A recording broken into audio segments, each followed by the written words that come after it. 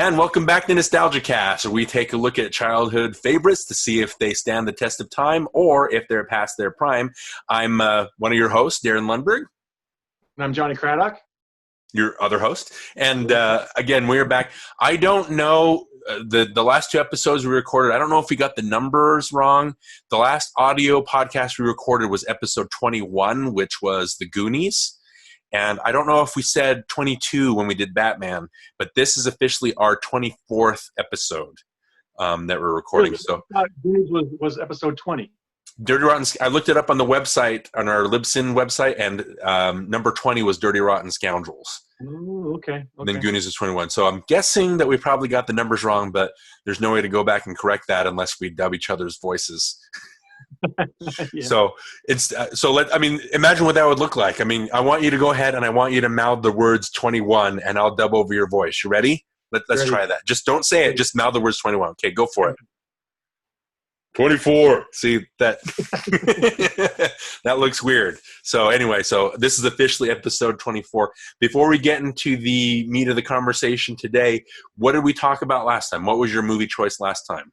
Well, I chose A Few Good Men because I wanted to kind of relive some of our history with that movie and the play and everything. So we talked about A Few Good Men, and we both agreed it was worth remembering. And I think we had a pretty good conversation about it. So it was pretty fun. Absolutely. It was great watching. I think that dialogue, I texted you when I was rewatching the movie, and I was like, man, Tom Cruise can sell this Aaron Sorkin dialogue, can he? That's the kind of Tom Cruise that I want to see more of. That's why I made that point, too. I was like, Tom Cruise has kind of fell into the whole, I'm an action hero now.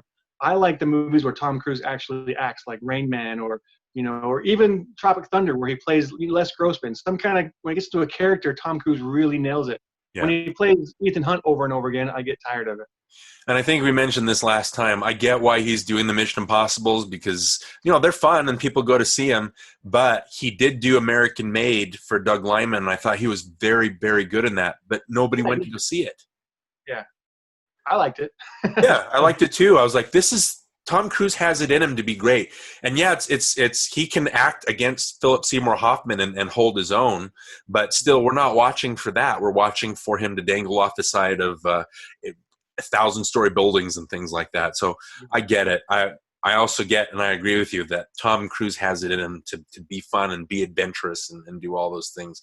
And then obviously Nicholson, it's great to watch a showcase for acting with everybody just nailing their dialogue and their characters. So we also mentioned obviously the Aaron Sorkin script, how great it was, and how it was changed from the play to the screenplay, and then he took some stuff from the screenplay and put it back into the play and everything. So that was kind of a fun conversation we had too. Right, absolutely. And then I think the difference between episode 22 and 23 is it kind of, again, it broke the mold of what we usually do. Batman, something that everybody knows, right? Everybody knows Batman. Everybody knows A Few Good Men. We've talked about it. When you said A Few Good Men, I kind of bristled out a little bit because, well, that doesn't really, but then Batman didn't fit it. But A Few Good Men, I think there was no way walking into that movie, our memories of it and knowing how quality of a movie it was, that I don't think we would have walked out of that feeling any different. Right. We did have new thoughts about it, but we still like the movie a lot as a Hollywood product. Yeah. And so I think now that we've gotten that kind of out of our system, we could still do that in the future. I think we had fun with those episodes, but it's good to get back in the mode of why we created this podcast in the first place was to revisit these movies that we hadn't seen for years, that aren't staples like Batman or A Few Good Men, that we go back and revisit regularly. The whole point of our original podcast idea was to take movies that we hadn't seen in 20 years and we had fond memories of it, or in Raising Arizona's case, we had bad memories of it. And so we go back and we feel completely different about those. So again, the movie we wanted to talk about this week was Flash Gordon from 1980, a movie that's fondly remembered for its Queen score and its campiness. And I think a lot of people would look at it kind of negatively, and especially in the comic book movie world that we're living in now. But that's one reason why I wanted to go back and talk about Flash Gordon. But let's get into the meat of that. But before we do, let's have a look at the trailer.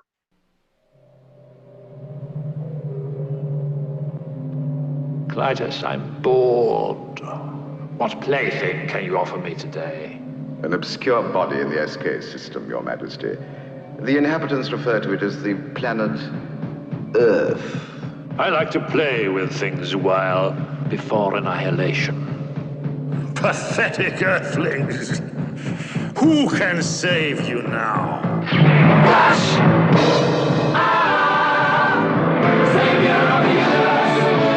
Strange object imaged in the Imperial vortex.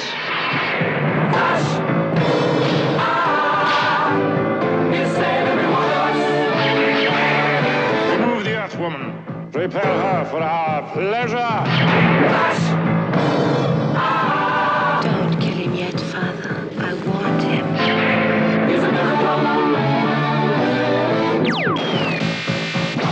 Go, Flash, go!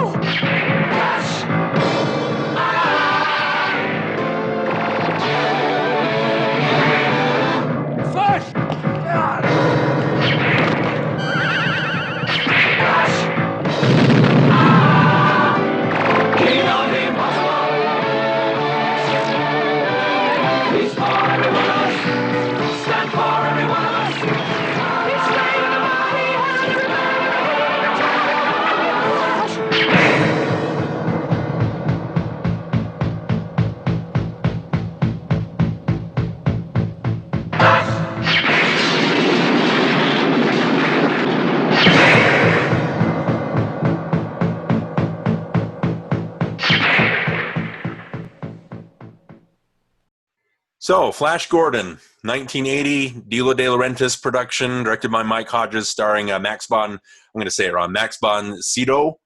I keep wanting to saying Sydow, but that's not how you. Sam Jones, Melody Anderson, the great Topol, Timothy Dalton, got to mention him. So yeah, I mean, go ahead. You can't forget Brian Blessed. Oh my gosh, no, you can't. We'll definitely talk about him. But yeah, Flash Gordon. Like I said last time, it's one of those movies I've been wanting to talk about for a while. It was between that and The Jazz Singer as our first episode, and I went with Jazz Singer because I thought that'd be more fun. But yeah, let's talk about Flash Gordon. Okay. Well, start us off then, Darin. Like, what is it about Flash Gordon? Why'd you pick Flash Gordon? Okay, well, I think it mostly has to do with Queen. I think I'm more partial to that. We'll tie it in later, but like obviously Guardians of the Galaxy being big right now, and how Peter Quill, he's big on music from his mom, right? I mean, his mom gave him that mixtape of music, and that's the music that he listens to. And one of the things that really helped me identify with Guardians of the Galaxy is that's me. I mean, that's a lot of people. Like the music that I love, you know, the Billy Joel, the Queen, the Dan Fogelberg, the, you know, Foreigner, all that stuff. That stuff that my mom listened to. And she would make mixtapes of that, and I would take those mixtapes to school, or, you know, with the Walkmans. You remember those? Yeah. But Queen, especially, there was one time, I've always liked Queen. I could never put my finger on why. I mean, obviously, as time went on, that's been able to settle on that. I've been able to do that. But I remember specifically there was a time where, like we talked about before, my mom was a single mom and she raised me all by herself. And so it was just me and her most of the time. And there was a time in our apartment where we got in an argument and she sent me to my room, and she knew that I liked the Flash Gordon music. So she put on the album. She had I think it was Queen's 9th album. It was big that they did a soundtrack, but she put that on, or it was the greatest hits or something. It was one of those two albums. And the Flash theme came on, and she knew that I like it, so that made me come out of my room so I could listen to it, and I apologized to her for whatever I'd done, and then we were good again. But she used music in a lot of ways to connect. And then the movie, like I said, Queen's bigger, and since it was attached to Flash Gordon, I think that's why I like Flash Gordon, or always enjoyed it as a kid, or why it was so big. And obviously I hadn't seen it in a long time. It was another one of those things where I saw it in the Walmart bin and thought, oh, Flash Gordon, great. Like, at least the Queen music will be great. And so I've had the DVD for a while. It's this, pointing at the wrong, it's that one right there. But yeah, that's mainly my experience with that. I don't have a big connection to the movie itself. It was more the music of Queen. So that's my Flash Gordon story. What about you? I think in our text messages, you said that you'd never seen the movie before when I asked you about it. Yep, never seen it. In fact, my only knowing of it is from the movie Ted. That's the only way I knew anything about Flash Gordon. And honestly, I didn't like the movie Ted, so I was kind of like, it didn't really mean much to me. But Right. yeah, I'd heard of it. I mean, I'd heard people talk about it. I kind of had a an inkling of what it was, and that it was one of those campy movies. But I didn't know anything else other than that. You know what I mean? Right. Okay. So this was fun for me because, like you said, I'd never really seen it, never really had much experience with it. So I went into it totally blind, not knowing what to expect, and which was fun because I was able to kind of like just experience it. You know what I mean? I wasn't like going in expecting a certain thing or expecting it to be great or bad. I was just kind of like, well, let's see what this is. I have no idea what to expect, so let's just see what happens. So it was kind of a fun experience in that regard. Okay.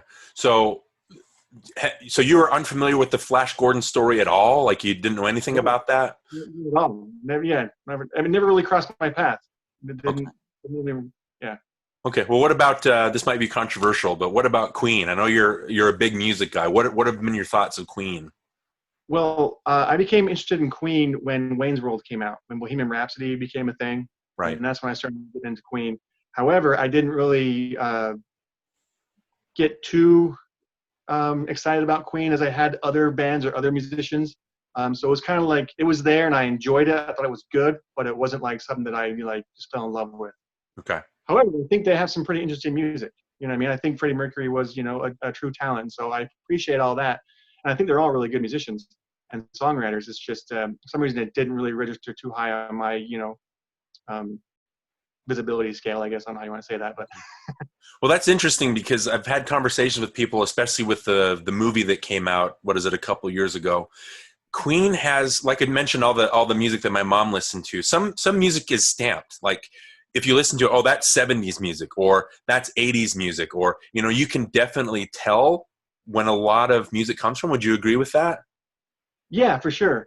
But however, I don't think Queen really fits into any of those categories. I think they kind of like, they kind of cross over genres, you know what I mean? And they can kind of like be popular then and now, And that movie, by the way, I loved that movie. I thought it was great. I walked out of that movie feeling like, well, that was really good. Yeah. And well, there's a lot of pushback for that Bohemian Rhapsody. I just liked it. Obviously it's a biopic. No biopic in the history of biopics has ever been 100% correct. If that's something that you're looking for, then you need to watch a documentary where there's no need for drama. You know what I mean? Where you're just documenting something. You touched on something very interesting, though, which that's the word. You said Queen has an interesting sound. And I think even though they're from the 70s and 80s, their interesting sound makes them sound modern. So today you could listen to it and it's still interesting enough that it's not time-stamped. Does that make sense? Yeah. They've done, especially that guitar. I love that guitar. That Bohemian Rhapsody, when they do the 20th Century Fox, the fanfare, and Brian May's, the Red Special plays, I laughed out loud. I thought, okay, I get what this movie's trying to do within the first few seconds. But, I do agree with you. They're interesting enough that you can listen to them now and it doesn't sound like it's from a time capsule. And so that's one of the biggest things about them.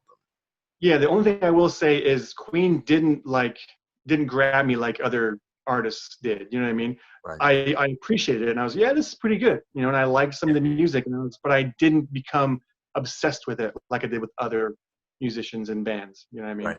Okay. I'm not sure why that happened. I'm not sure why, because they're just as good.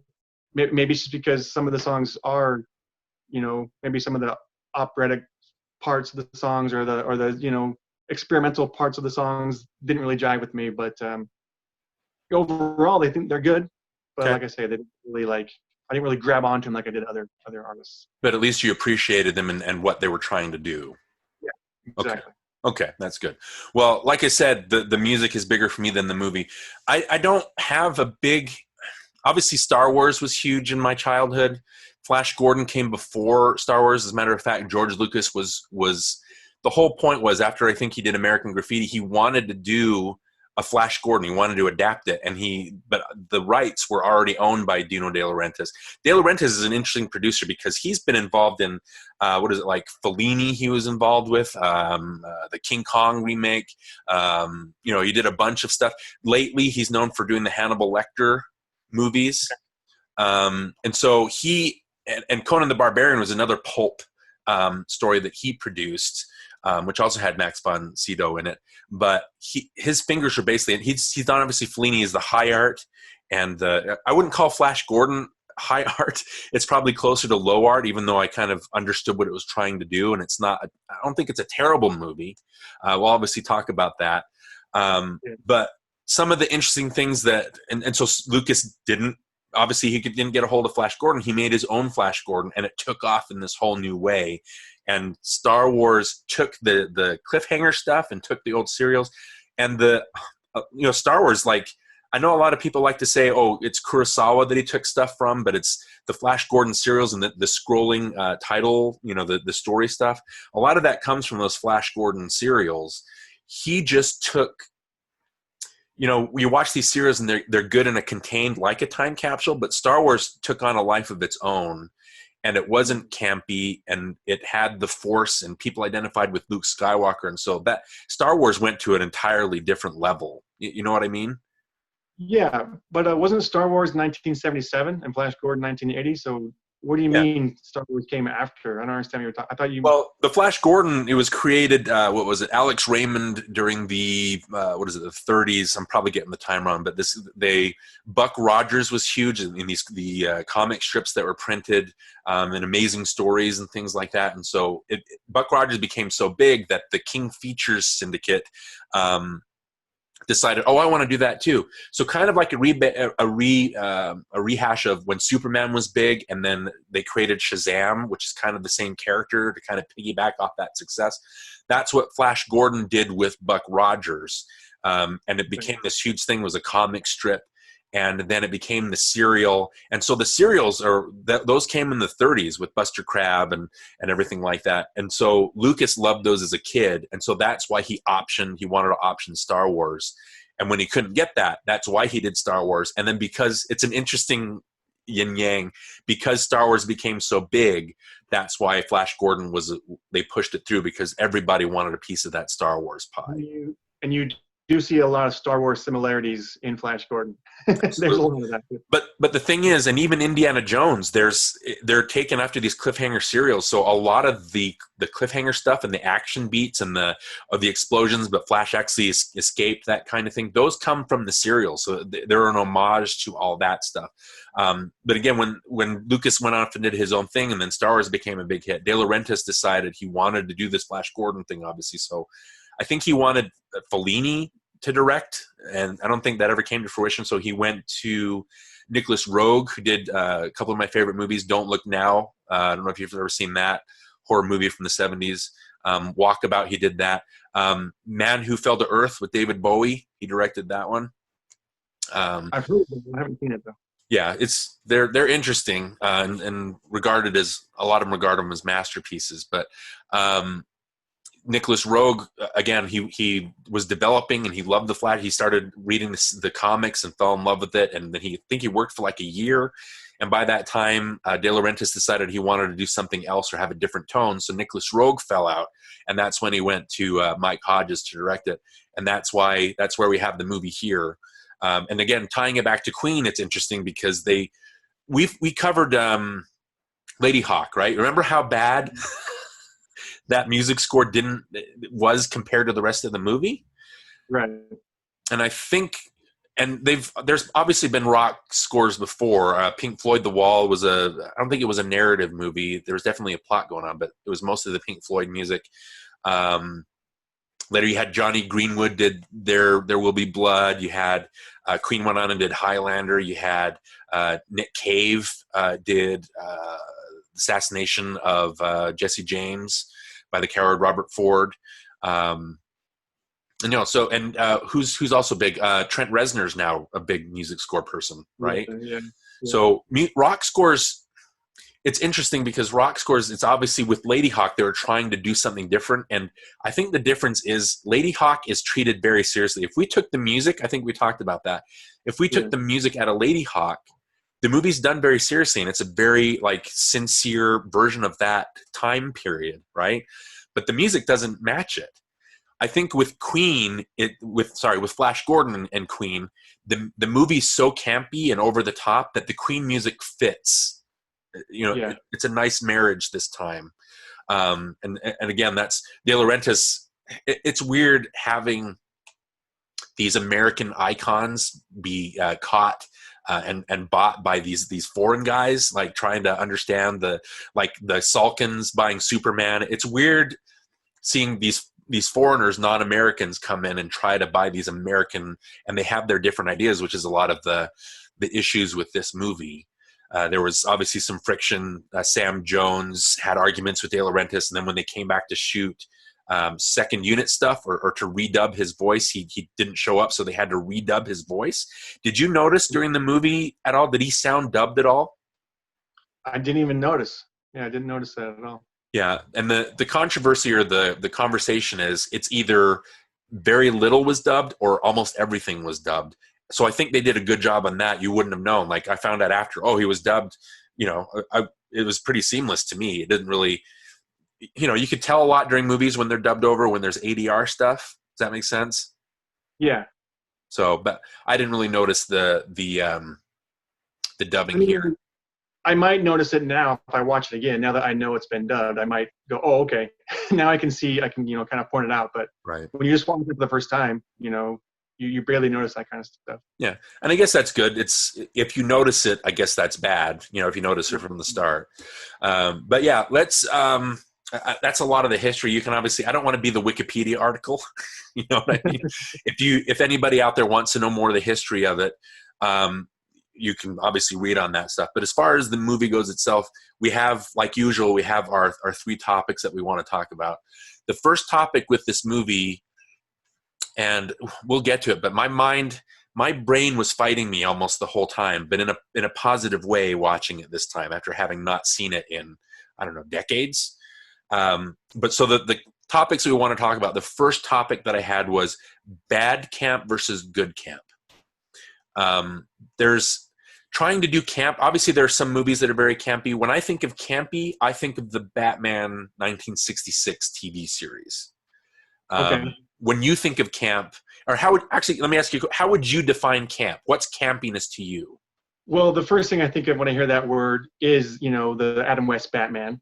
But I would say good camp for me is like the Evil Dead, the Army of Darkness, and the Bubba Hoteps, those type of movies, Ash versus Evil Dead, that kind of thing. That's good camp in my mind because they know they're campy and they're playing to that. With this movie, I didn't know if they knew they were campy. I didn't know if they were taking themselves seriously or not, or if they were being silly on purpose. You know what I mean? So it was like, what's their goal here? Are they really trying to make this epic masterpiece of a movie, or are they making something silly? You know what I mean? And I didn't know if they were what they really wanted to be. And so, in my mind, this movie is bad camp because it doesn't really know what it is. You know what I mean? Okay. I don't know if it's, you know Right. what I'm saying? Yeah, absolutely. Well, let's see if I can change your mind. I don't want to have you, I don't necessarily need you to come around to my side. But when I think of camp, like the Batman TV series, why that defines camp for me is Adam West, Burt Ward, Burgess Meredith, Cesar Romero, all those people, Lee Merriweather, Eartha Kitt, they treated that material like it was Shakespeare. Like they weren't above it. They did all their lines seriously, like when Batman and Robert are trying to solve riddles and stuff like that. And he's like, a rubber banana or something like that. They're very serious about the dialogue and they're treating it like it's serious. When I think of bad camp, one of the worst movie experiences was Shyamalan's The Happening. Because when I was watching that movie, I didn't understand anything that was going on. Zooey Deschanel, she was terrible. I mean, I usually like her, but she did these things where I was like, what's happening? Like, why is she being directed this way? And Mark Wahlberg, there's a part where he argues with a plastic plant. And it just, with that movie, why that didn't work. And after doing some research, I found out that Shyamalan wanted to make one of those B movies from the 50s. And then looking at it, it's like, okay, but when I'm watching these actors, they're treating it like it's a B movie. Does that make sense? They're not putting their all into it. They're not treating it sincerely. And so there's literally a part where Deschanel is on the phone and she hangs up and she does this thing with her. I can't explain it, but it was just so bad. They're purposely trying to be bad. Does that make sense? So is that what you consider bad camp then, when they're purposely trying to be bad? Or is that good camp? I don't know what you're trying to say, because my point was I didn't know if they knew what they were making. Right. I felt they were trying to make something good. You know what I mean? Well, you read you read the production stories, and Sam Jones and Melody Anderson and Topol, and they were treating it very seriously. When you listen to their dialogue, what I thought was funny was, you know, they would say, like, there's a part where, like, there's the thought amplifier or whatever, which, you know, whatever, the thought amplifier. You're kidding. Think to him? Of course. Don't you have telepathy on Earth? But he's like, you know, Dale, come in, over, you know, stuff like that. And they're just being, you know, oh my gosh, this girl's really turning me on. And she goes, I didn't quite catch that. Think it again. It's too dangerous for you here. You can't come back. Stay where you're safe. Oh my God, this girl's really turning me on. I didn't quite get that. Think it again. Forget I thought it. It wasn't about you. Over. What? When they're in that moment, they're absolutely in that moment. They're not like, oh, I'm on a set. When Sam J. Jones is talking, he's in the moment, and he's talking on that thought amplifier. And so is Melody Anderson. They're in the moment. What I mean, like, in the happening is Wahlberg and Deschanel, when they're acting, they're treating it bad. They're not being sincere about it. They're treating it like they are in a B movie. But Sam Jones and Anderson, they're treating it like, they lived their characters. Okay, so they're taking this horrible dialogue, yeah, and they're treating it like it's Shakespeare's, what you're saying, and that makes it good. Like, one of the first things that really made me laugh is when Zarkov, like, he has his partner or whatever, which played by William Hootkins, who was in Batman, which is weird seeing him pop up in a lot of these things. Anyway, he goes, like, we're going to get in a rocket, and he pulls out a gun and, like, get your toothbrush or whatever. And I just started laughing. So it's such a dumb line. I'm like, what's going on? And then the partner ran off, and Zarkov goes, why are you running? And all of a sudden I vibed into what they were doing. It's supposed to be dumb. But again, they're treating it like they're in the moment. It's hard to explain if you can't feel it while you're watching it. Well, that's the thing. Like I say, I didn't know anything going in, so I didn't know how they were treating this material. I didn't know it was supposed to be bad on purpose. You know what I mean? I didn't know that. I felt like they were trying to make something great here. They were trying to make this, like, to me, it felt like it would have been like an Ed Wood masterpiece. You know, if Ed Wood directed it, it would have been like his best movie ever, because it was so bad. You know what I mean? So it was like, am I supposed to take this serious or not? I couldn't tell. Yeah. Because I felt like they were taking it serious, but it just was horrible material. That's the way it felt to me, not having ever seen it or know anything about it. Well, again, comparing it with Star Wars, the actors in Star Wars, and the dialogue, I guess the complaint about Star Wars is the dialogue is kind of cheesy, and it really takes someone like Harrison Ford to come in and kind of treat it like a joke, which kind of lets you, okay, it's okay to laugh at this stuff. And then Star Wars isn't trying to be goofy. Star Wars is trying to be very sincere, and that's, I think, why it picked up, you know, and was the phenomenon that it was. Flash Gordon knows its roots, and if you watch any of the serials are very corny and very cheesy, and they're full of bad special effects. And Flash Gordon was trying to ape that. It wasn't trying to transcend the material. Star Wars transcends the material that it's taking, so it becomes this whole other thing. Yeah, however, I would still argue that Star Wars script is much better than this Flash Gordon script. Oh, yeah, absolutely. Well, the funny thing is, go ahead, sorry. No, just even though it's somewhat cheesy, it's still on a higher level than the Flash Gordon one. Yeah, oh, absolutely. I would absolutely agree. It's funny because the guy that wrote the screenplay for Flash Gordon, Lorenzo Semple Jr., he actually wrote for the Batman TV series, and he wrote the screenplay for the Batman movie. So it's the same vibe. It's the exact same vibe, where the dialogue is really bad, and the dialogue is, you know, it's over the top, but the actors are treating it, they're not treating it as a joke. And I guess the other thing I could do, when you watch Batman and Robin, everybody in that, though, the dialogue is treated campy, the dialogue is treated as a joke, but the actors are treating it as a joke too. Does that make sense? Yeah. When you watch Batman and Robin, everybody's like, yeah, this is dumb. This is dumb what I'm saying. So they don't believe in what they're doing. And so it doesn't hit the lows of The Happening, but it doesn't hit the highs of this movie either. They know it's ridiculous, but they're playing it straight. They're playing it like it is great. And I think that's the real difference. But camp doesn't work for everybody. It's not like you can sit down and enjoy it. You know what I mean? And so I think maybe that's what was happening. I can honestly say that I did enjoy the experience because I had, my family with me, and we were just poking fun at every single thing that we saw. Everything that stood out that we thought was bad, Yeah. we would make fun of it. And so it was kind of like this whole mystery science theater experience. You know what I mean? So for that reason, it was a fun, enjoyable experience. Yeah. If I had just watched this movie on my own and just kind of like trying to, take notes for this podcast, I would have been, this is so stupid. Yeah. Yeah. But because I was in a different, setting with my family and my kids and we were having fun, I walked away from it going, that was kind of fun. Yeah. That was kind of a fun experience. So when they were making the movie, they were being sincere, but the dialogue was silly. And when they were watching the rushes, people were laughing, and De Laurentiis was like, "Why are you laughing? I don't understand." And all the actors were enjoying it. They thought it was great. And you've hit on something very good there. I think the vibe, it's not, and it kind of ties in with our next topic here. It's not. Before we go, yeah. We're on the next topic yet, because I got a story I want to share about. Okay. Oh yeah, no, we're not quite there yet. But as far as that goes, Flash Gordon isn't trying to be Star Wars, which I think is the difference. Like it's treating it like it's a joke. You hit upon something very great where it is bad, and that's part of the fun. Like you're enjoying a lot of that, and especially Brian Blessed, the way he sinks his teeth into the word dive, and all that stuff. He's having a blast. You know what I mean? He's really enjoying himself, and you pick up on that, I think. Yeah, he was actually the best thing for me about the Absolutely. movie. That was the best part for me. And I think, real quick. Yeah. Go ahead. No. I mean, just what? It's fine.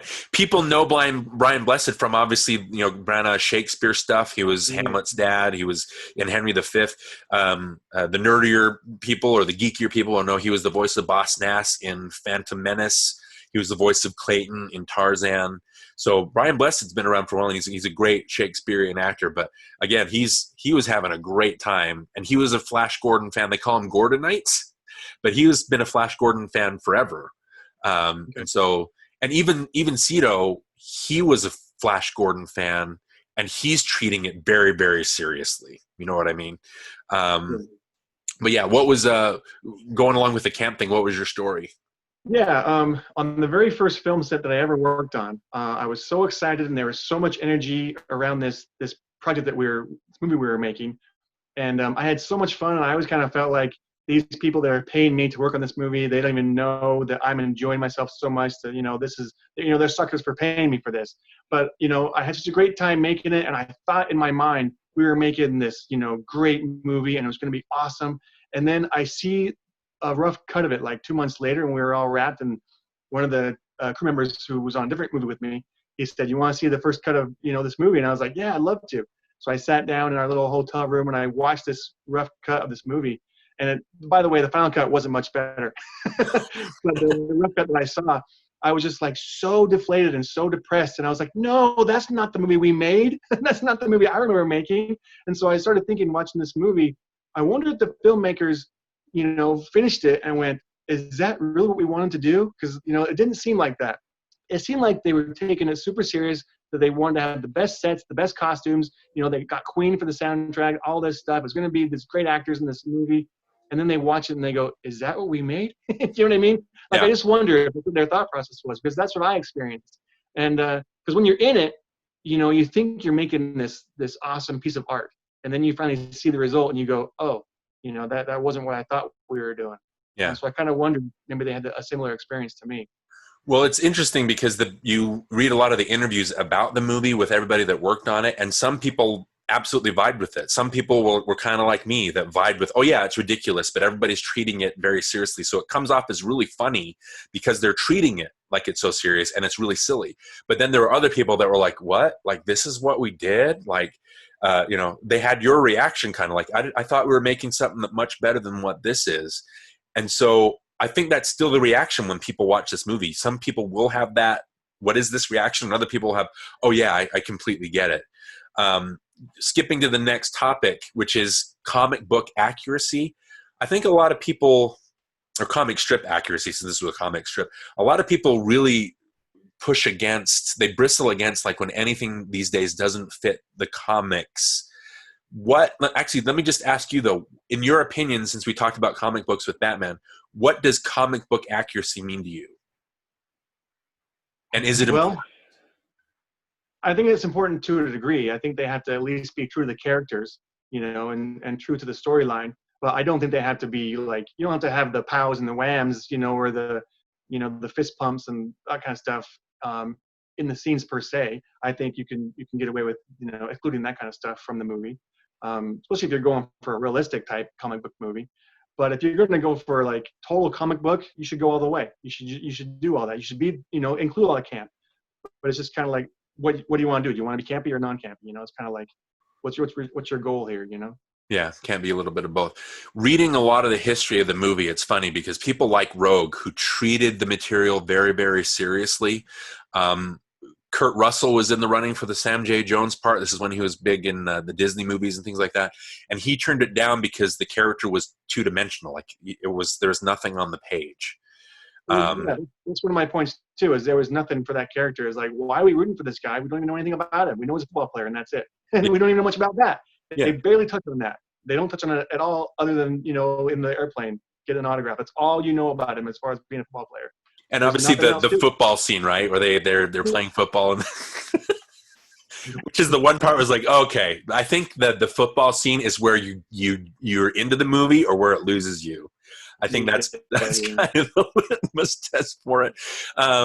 But comic book, it's like I said, it's weird reading the history of these people, and the critics read like who bash this movie to pieces. They're like, oh, it's nowhere near the seriousness and the awesomeness of the Flash Gordon serials that I grew up with. It doesn't match the mystic ideas of it and the way that the story was twisty. And you read the Flash Gordon comic strips and you watch the Buster Crabs serial, and holy crap, they're cheesy as hell. They are not serious. They are this. I know a lot of people too. They were like, "Oh, the special effects in this movie Flash Gordon are so bad." I'm like, "Are you kidding me? Like, your serials are literally like ships on a string that are flying past the camera, and it's literally like an Ed Wood movie." I'm like, "What comic accuracy are you talking about?" And like you said with Flash, there's nothing to him, right? But you watch a lot of the critics who are fans of the Flash Gordon. There's a great Sci-Fi Channel documentary where they have these talking head interviews with people, and they about Flash, they say, this guy, he's not witty, he's not smart, he's just good looking, and he's athletic. There's nothing more to him. Dale Arden, she's not like a progressive female. All she's there for is to scream and to be the damsel in distress Hey, she's also the cheerleader though. Yeah, absolutely. She's yeah. Go Flash, go! Go Flash, go! And in the comic strip, Flash Gordon was actually a polo player. I don't know if you realize that. So changing it to football, that made him a little more American. But like I'm saying, like I think when a lot of people watch these serials or read these comic strips, they have an attachment to it. And that's an argument that I have a lot of the time, is that comic books are silly. Spider-Man's a kid that dresses in a red and blue unitard, and he swings around New York City. Superman he's in a yellow, red, and blue outfit, and he flies around, and he wears his underwear on the outside of his outfit. It's silly. It's been silly from the beginning. And I think a lot of people, like, when they don't want it to be silly because they grew up on comic books, they don't want their beloved backstory and childhoods to be treated so offhandedly. They want it to be treated serious, and that's fine. Like, there's a difference between being a strict adaptation or adhering to the comic strip, and there's the Dark Knight, which transcends the genre that it's part of and becomes a crime saga, right? I think with the comparison that I make with Flash Gordon is, I'm a big fan of the Warren Beatty Dick Tracy movie. I think that creates a world like a Popeye or like Batman 1989. It creates an idiosyncratic world that's not a part of our world. Does that make sense? It's not realistic. It's separate. It creates its own world. The complaint that I hear about Dick Tracy more than anything is that Warren Beatty's Dick Tracy, there's nothing to his character. He's like two-dimensional, right? but that's what he is in the comic strips. You have Flat Top, you have Big Boy Caprice. They're the over-the-top. I kind of compare it to Seinfeld, where you have George, you have Elaine, you have Kramer, who are the kooky, crazy characters, and there's Jerry, who's got really nothing to him. He's just in the center, like, watching him going. Yeah, and exactly. He's the straight man. He's what makes Seinfeld funny. And later in the series, where Jerry started doing this stuff where, oh, my shoelace touched the bathroom floor, so he takes it and he throws it out. Or there's the one where he shaves his chest, and his chest, that stuff. When Jerry started becoming kooky crazy like everybody else, it wasn't the same show after that. Yeah, I agree with that. That'd be more of a Kramer character's, storyline. Yeah, absolutely. And so it's the same thing with Dick Tracy. Warren Beatty's Dick Tracy is supposed to be the straight man. He's supposed to be the normal-looking guy who doesn't have a lot going on, who's reacting to all this kooky, crazy stuff going on around him. And I think it's the same thing with Flash and with Dale, especially in this movie. Or even I would compare them to Will and Elizabeth from the Pirates of the Caribbean movies. When you watch the Pirates of the Caribbean movies, are you watching because of Will and Elizabeth? No. You're watching because of Johnny Depp and all the kooky, crazy. That's what you. And the Will and Elizabeth story is sincere and it's a good love story, but you're watching for the Jack Sparrow stuff, and I think that's what's happening here. Zarkov. The funny thing about Zarkov's character, Topol, I love him. Fiddler on the Roof was big since I was a kid, but he's one of the few characters in movie history that starts off like bat poop crazy and then becomes saner as he goes along. You know what I mean? So that's what I mean with comic book accuracy. I think Flash and Dale are exactly how they need to be. You can transcend your material and give them more to do, but that's not true to the comic. So was there any backstory to Flash's character in the comics then, or no? No, not that I know of. Yeah, he was the swashbuckling guy. That's one of the things they make fun of him in the documentary. Is like, who knew that walking around, like riding around on a horse with a mallet trying to hit a ball would make you the godlike epitome of what man is. You know what I mean? And Dale's, again, she's just the damsel in distress. That's all there. And the Princess Aura, the Prince Baron, the Prince Vultan, even Ming the Merciless, those are the interesting characters. Did you feel in this movie, did you like the production design and the costume design? How did you feel about that? I thought the costumes were the best thing about the movie. I thought they put a lot of effort into the costumes, and that was by far what you looked at when you watched the movie was what they were wearing and how they were dressed and all that. And it was very visual. Yeah. I didn't really so much think that the sets were all that amazing. I guess they did, try to do their best with it. But like I say, for me, it kind of fell flat. I feel like, okay, that's a little bit cheesy, like the stupid rock thing or the swinging, things they're walking past. That kind of stuff seemed cheap and just kind of like, okay, they did what they could. But their costumes, they put all their budget into the costumes. That's how it looked anyway. Right. And I also say with the production design, there's a difference between this and your average Ed Wood movie. Ed Wood would try to do all the set design and stuff, but this took place on huge sets. You could tell they put a lot of effort. That's why I say, had it been an Ed Wood movie, it would have been his masterpiece. It would have been, right. It would have been Knife in Outer Space. Yeah, and like we're talking about, the things with the rocks and all the stuff you talked about, that's very in line with the serials from the 1930s and 40s. There's a part where Zarkov and Dale and Flash, they're running away from iguanas that are projected in front of, they're projected as being huge, and they have the actors in the background, so there's the depth perception where the iguanas look like these big monsters, and they put like giant scales on them and fins and things like that, and they're tipping over plastic rocks, and it's so that cheesy stuff in Flash Gordon, it's very much in line with those serials. And this is it's a huge special effects movie. They've got the cloud tanks, the dyes that are under the water as the psychedelic backgrounds. They've got rear projection going on. They've got matte paintings. They've got model work. Screen, all that. Yeah, and again, reading the critics are like, the special effects in this are terrible. And it's one of those things, again, I'm like, what are you talking about?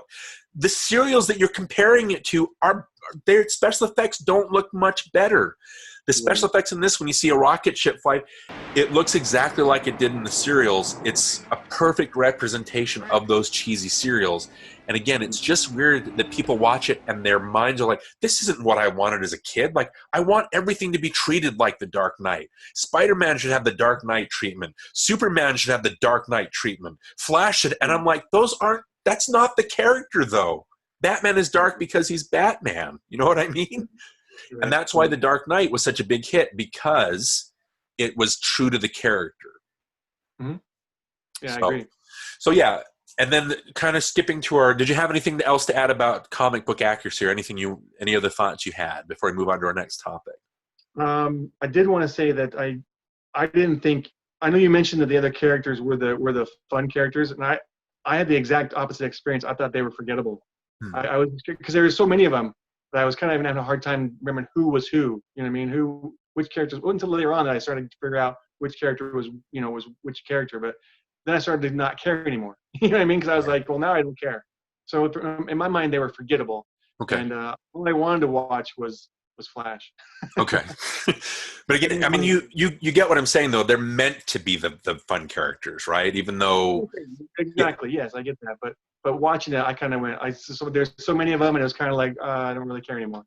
they lost me, because they lost me. I forgot about them. Right. Absolutely.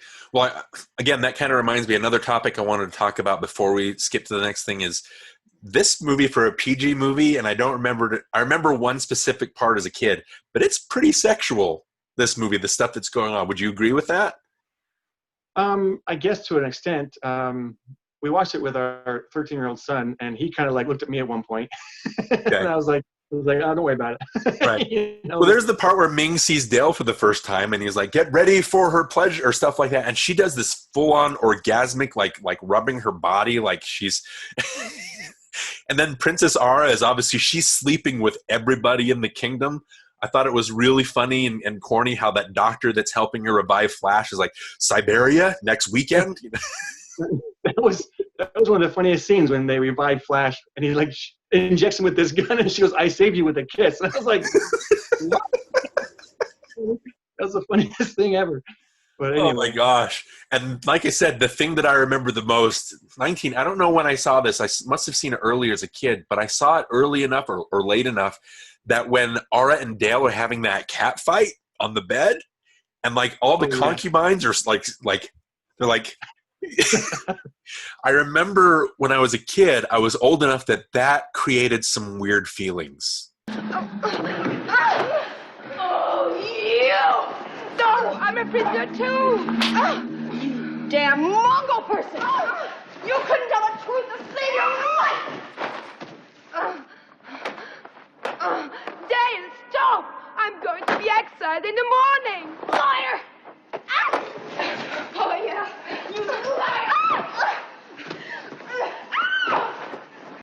Yeah.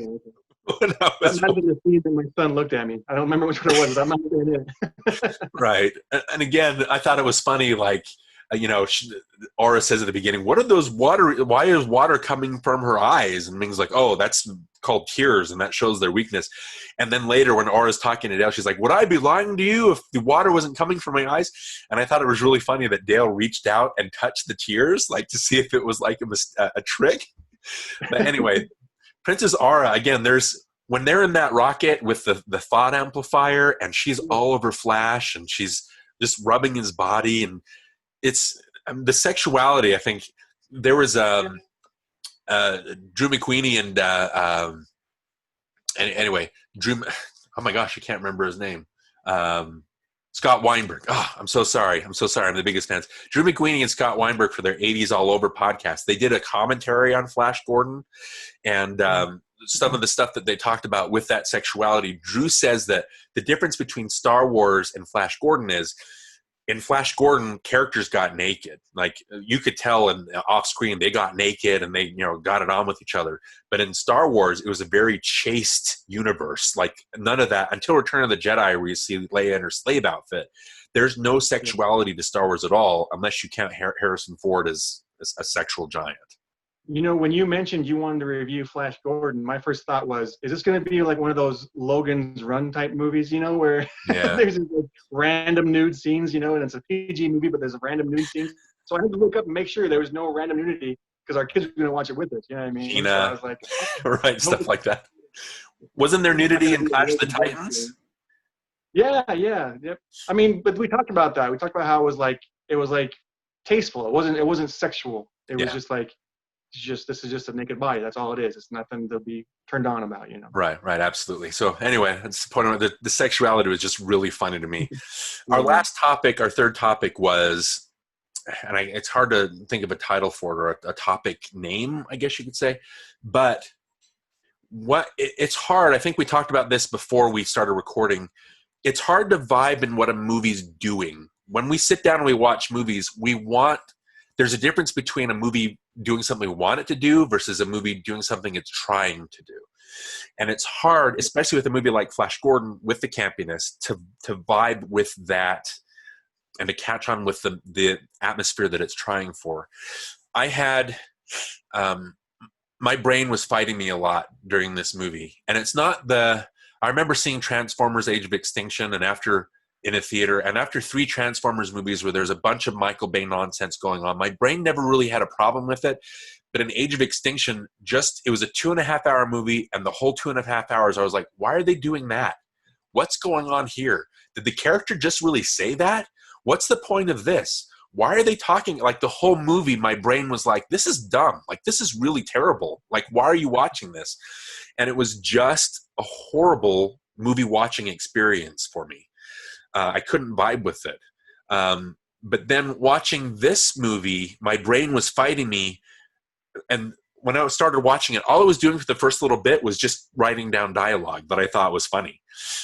When he's grab your toothbrush or whatever, or when Dale does the orgasmic thing and she goes, what happened to me? And Flash goes, I don't know, but it was pretty sensational. Or when they're having the football fight, Ming turns to Clytus and goes, are you sure your men are on the right pills? And just, they had a lot of this dialogue. There was a point that it got to where Zarkov, which is a weird scene, how they're wiping his brain and they're going back through his history all the way through his conception or his birth. Yeah. What were those noises? Was it pregnancy pains? Yeah. Or was it? I don't know. Was it pleasure sounds? I don't know. I was like, please don't show the conception. I don't need to see this conception. I love the scene after that where he was like right on. What was it, like a horse, or what were they riding on? It was a platform that was moving. Oh, okay. Saying, I started reciting the Talmud and Shakespeare, and it's like, how do you know the Talmud and all this Shakespeare? I remember the Beatles song, you know. Yeah, Einstein's theory of relativity or whatever he said. Yeah. I was like, okay, no one has that kind of memory. Right. But like I said, my brain was fighting me that grab your toothbrush or whatever, and then why are you running? First, my brain was like, oh, why would he say that? And then when he says, why are you running? I was like, oh, it's supposed to be a joke. Okay, that's actually pretty funny. Or the thing with the thought amplifier, like, I didn't catch that. Think it again. I was like, well, that's a dumb line, but I get what they're doing. And then, right at that part that you're talking about, where Zarkov says, oh, they didn't wipe my brain because I thought of all these other things. I thought, well, that's easy. Like, next time someone tries to wipe my brain, I just have to think of Yellow Submarine or something like that, and I'll make it through, right? But then I thought, but that's what happens in those cliffhanger serials. Flash and everybody, they get themselves in these weird predicaments, and they run into a building, the building explodes, and they're like, tune in next time to find out what happened with Flash back at this theater. Come back and find part 2 of our fantastic serial. And then you'd cut back and, oh, Flash just went out the back of the building. Like, he wasn't in the building when it blew up. The thing with, and that, I want you to imagine watching a cliffhanger serial and they take Zarkov's brain and they wipe him and you're like, oh no, what are they going to do? And the next thing it cuts back and he's riding with Dale and he's like, oh, I just thought of a Beatles song. And that's how they explain it. Like, there's a part where they're destroying Sky City and Dale and Darin and everybody's watching it and they see it explode. That would be the end of the serial. You'd see the planet explode or the city, and then it would go, what's going to happen next? Tune in for our next exciting episode. And then it would be the next one, and you'd see, oh, Flash just found a little tube that he wrote down and he got away in a rocket. Does that make sense? It has... when you know that that's what they're doing, then that makes total sense. But if you don't know, Yeah. and you're watching not knowing that, it just comes off as stupid. Yeah, you know what I mean? absolutely. And that's why my brain was fighting me. I kept going, well, that was dumb, but I get what they're doing. Well, that was ridiculous. But yeah, that's how it would happen in a serial. You know, all the stuff with, you know, Flash almost getting eaten by that bulbous squid spider monster, or when they're sticking their arms in those those anuses or whatever to get stung by you know, that's all cliffhanger stuff, you know, and he escapes, and then Baron helps him escape from the blob monster, but then the Hawkmen show up, and then they have the fight on the saucer, but then Sky City explodes. But it's almost like every episode has some kind of like Deus Ex Machina or something, you know, to get him out of it or whatever. And that's exactly how those serials were. And I think it's cheesy, it's campy, but it's vibing perfectly with what those serials were. But again, it's not trying to transcend its material.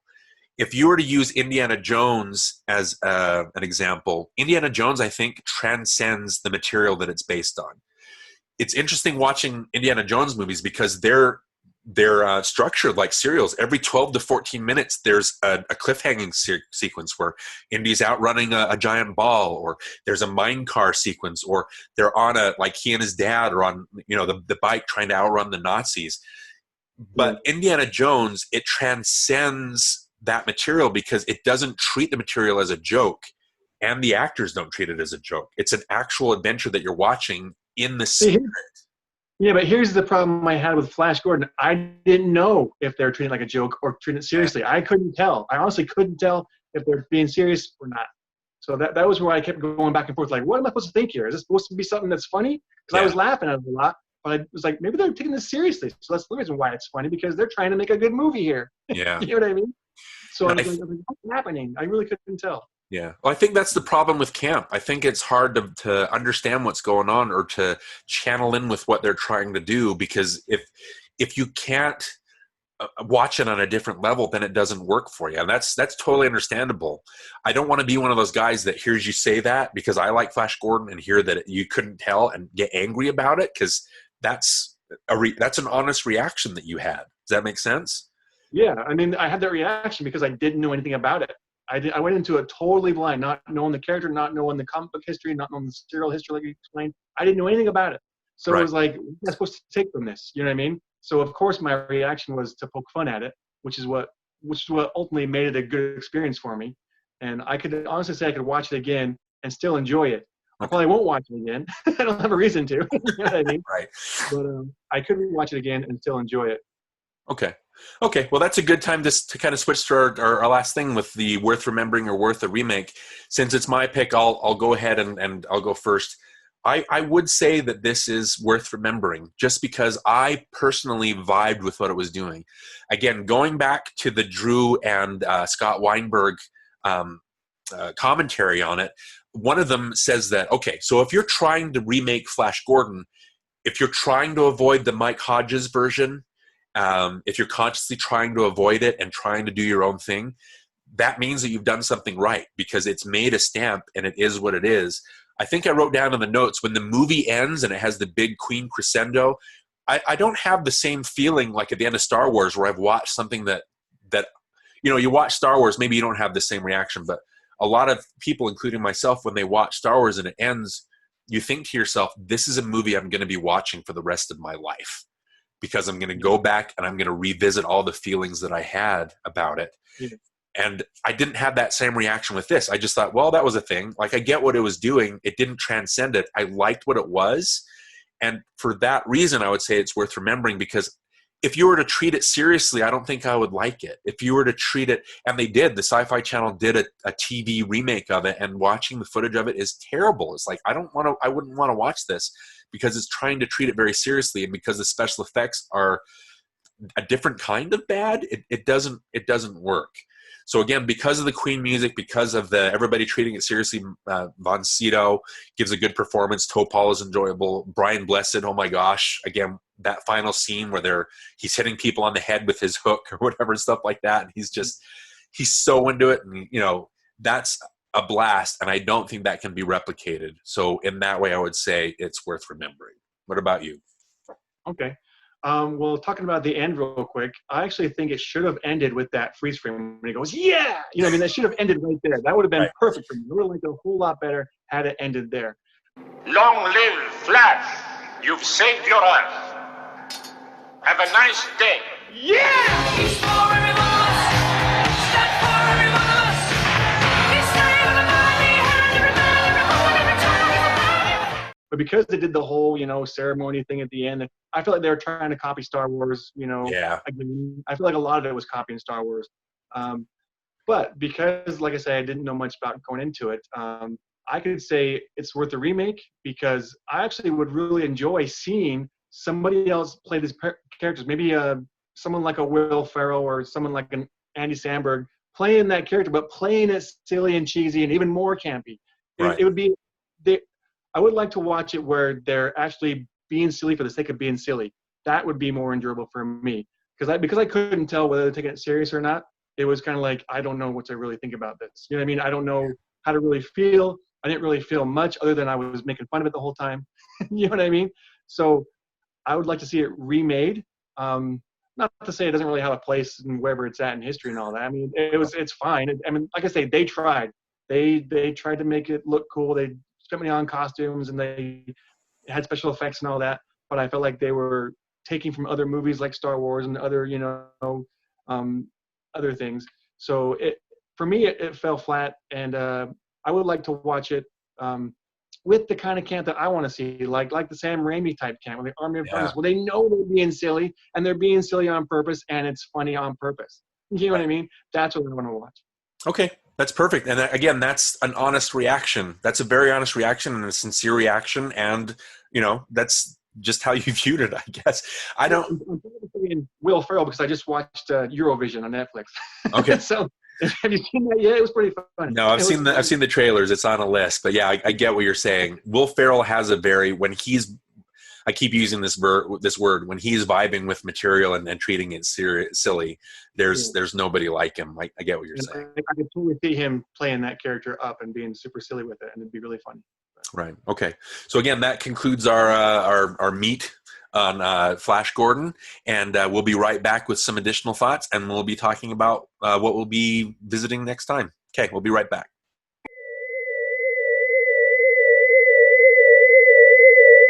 And so that was our conversation on Flash Gordon. Again, eventually I'm going to get to the point where I don't have to mention this every time, but this is the segment of our podcast or YouTube video where we talk about the pickups or the things that we didn't talk about during our conversation that we had in our notes but didn't really have time for.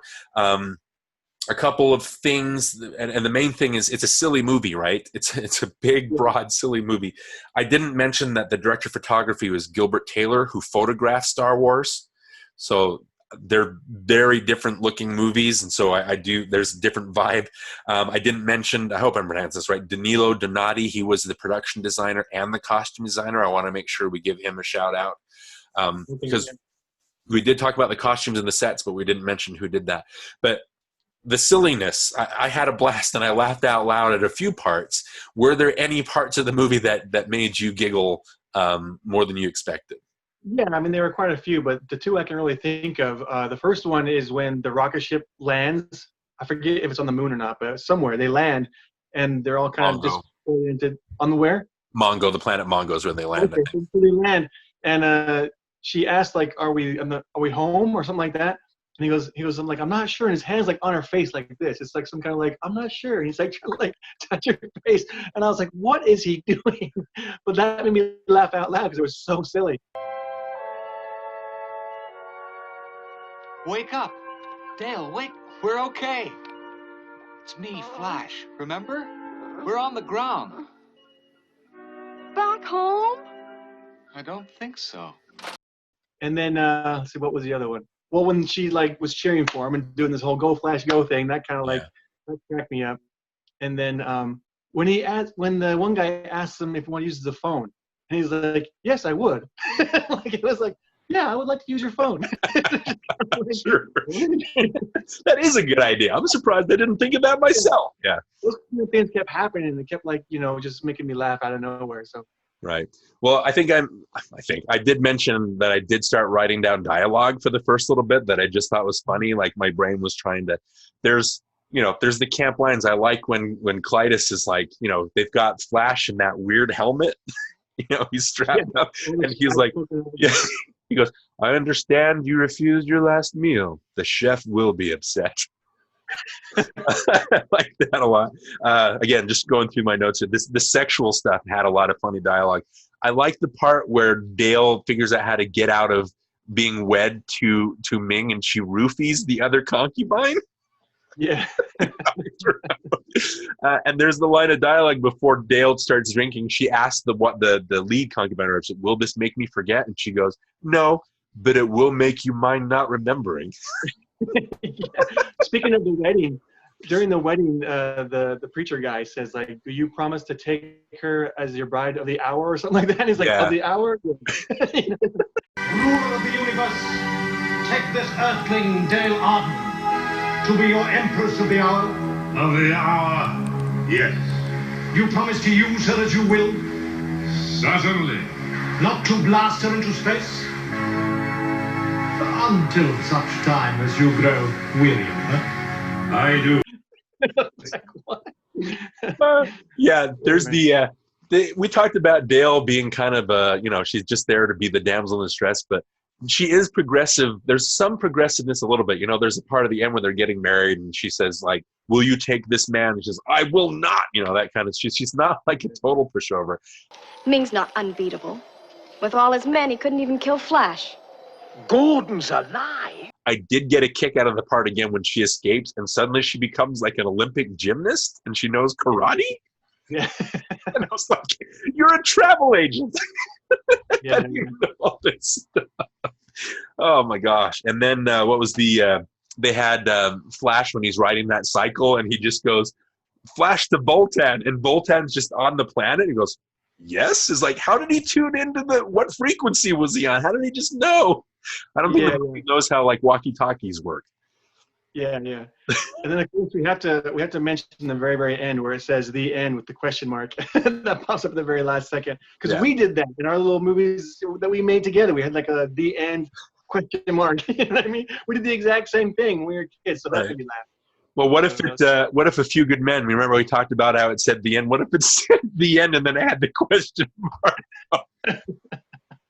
That would have been a what? That would have made any sense. And I guess the last dialogue that I liked when, again, we talked about the cat fight, but then Aura tries to get Dale to give Ming like a pill or something, and she says, my father always drinks a power potion before he makes love? Yeah. How does she know that?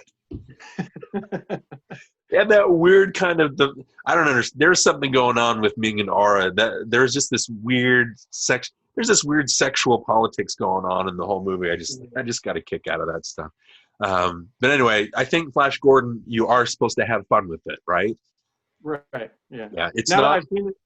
Now that I've seen it, I can say that. I can say that's definitely what they were going for. Okay. And then again, how you watch it with your friends, kind of laughing at the dumb parts, I think there will be some people that made that movie that are like, yeah, that's exactly how we wanted you to react. So I think in that way it was, it succeeded at that. So anyway, that's Flash Gordon. We can kind of leave the world of the comic strip behind. And since Flash Gordon was my choice, Johnny, what are you going to pick for our next episode? Well, as we talked about, we're going to try like a new thing here. We're going to try doing like mini episodes where we maybe don't talk for a whole 45 minutes or an hour. Yeah. Just do like maybe 5-minute episodes. And so for our very first mini episode, I want to do Big with Tom Hanks and Elizabeth. Is it Elizabeth? Elizabeth Perkins, yeah. Perkins, yeah. Yeah, and it's a Penny Marshall. I think that was the first movie directed by a woman to cross the $100 million mark at the box office. So that's And I thought about this because I was like, that's a movie I want to talk about, but I don't want to spend a whole hour talking about it. You know what I mean? I can probably cover what I want to say about that movie in 5 minutes or less. You know what I mean? So yeah, maybe we can do a little mini episode, do our first big mini episode. Okay. That's a contradiction in terms. And then we'll do True Lies or I don't know. Kind of a tie-in. Okay. We'll talk about Big next time. Okay, just in our little, we want to branch out and try new things. So we'll try our first mini episode. That sounds great. And yeah, again, we'll get that recorded, and we'll be back soon. Again, for NostalgiaCast, I'm Darin Lundberg. And I'm Johnny Craddock. And we'll see you guys next time.